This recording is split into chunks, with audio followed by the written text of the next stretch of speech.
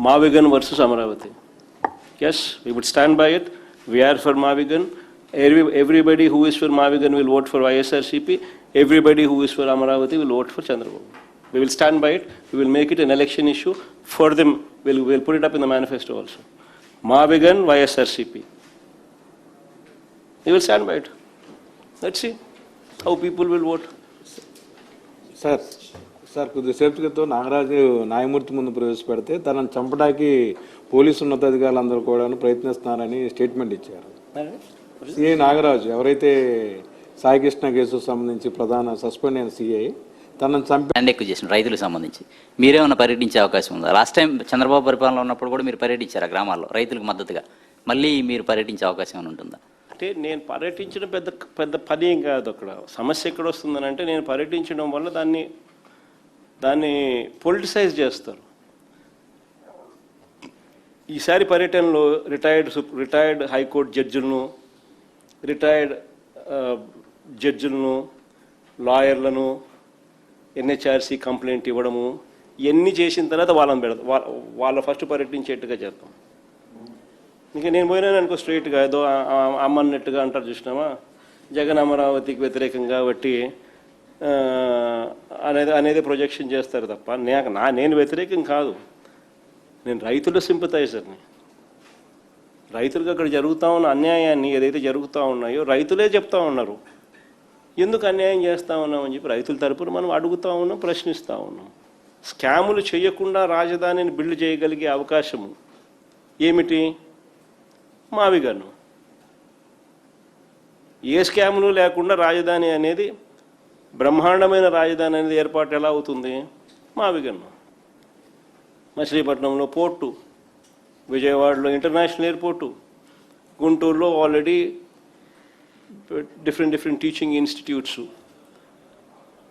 మచిలీపట్నంలో railway station, విజయవాడలో railway station, గుంటూరులో బ్రహ్మాండమైన రైల్వే స్టేషన్, మూడిటికి కనెక్టింగ్ బ్రహ్మాండమైన నేషనల్ హైవేస్. అన్ని బ్రహ్మాండంగానే ఆల్రెడీ ఉన్నాయి. నువ్వు చేయాల్సిందల్లా ఏంలే, ఆ బిల్డింగ్ ఆడ కట్టుకోకుండా ఇక్కడ కడితే చాలు. అంతకని చేయాల్సిన ఏం పనిలా. ఏ స్కాములు లేకుండా బ్రహ్మాండమైన క్యాపిటల్ మావిగన్ వస్తుంది. ఎక్కువ చేసిన రైతులకు సంబంధించి మీరేమన్నా పర్యటించే అవకాశం ఉందా? లాస్ట్ టైం చంద్రబాబు పరిపాలన ఉన్నప్పుడు కూడా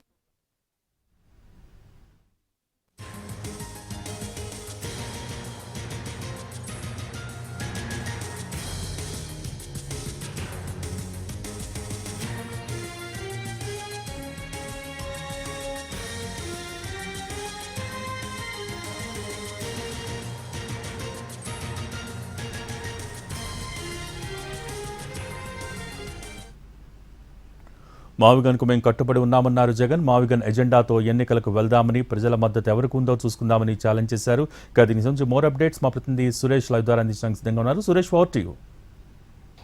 ఎస్ భోగి, ఏదైతే ఇవాళ మీడియా సమావేశంలో మాజీ సీఎం జగన్ సంచలన వ్యాఖ్యలు చేశారు. మావిగన్కు తాము కట్టుబడి ఉన్నామని, మావిగన్ పేరుతోటే వచ్చే ఎన్నికలకు వెళ్తామని ఆయన ఘాటుగా ప్రకటించడం చర్చనీయాంశంగా మారిన పరిస్థితి అయితే ఉంది.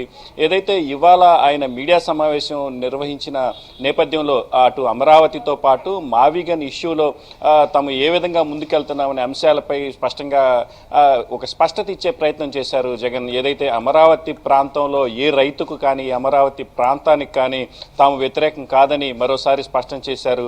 ఏదైతే అమరావతి పేరుతో అటు రైతులతో పాటు ఇటు రాష్ట్ర ప్రజలను కూడా కూటమి ప్రభుత్వం మోసం చేస్తుందని, దాదాపు లక్షల కోట్ల రూపాయల ప్రజాధనాన్ని వృధా చేస్తున్నారని చెప్పి మరోసారి ఆయన చెప్పే ప్రయత్నం చేశారు. ఏదైతే అమరావతి ప్రాంతంలో కేంద్ర ప్రభుత్వ కట్టడాలకు కేవలం 5,000 రూపాయల లోపు చదరపు అడుగుకు ఖర్చు అవుతుంటే రాష్ట్ర ప్రభుత్వం నిర్మించే సెక్రటేరియట్ వంటి భవనాలకు మాత్రం 20,000 ఖర్చు చేస్తూ ప్రజాధనాన్ని దుర్వినియోగం చేస్తున్నారని మాత్రం ఆయన ఆరోపించారు. ఇదే సమయంలో ఆయన మావిగన్కు సంబంధించి కూడా కీలక వ్యాఖ్యలు చేశారు.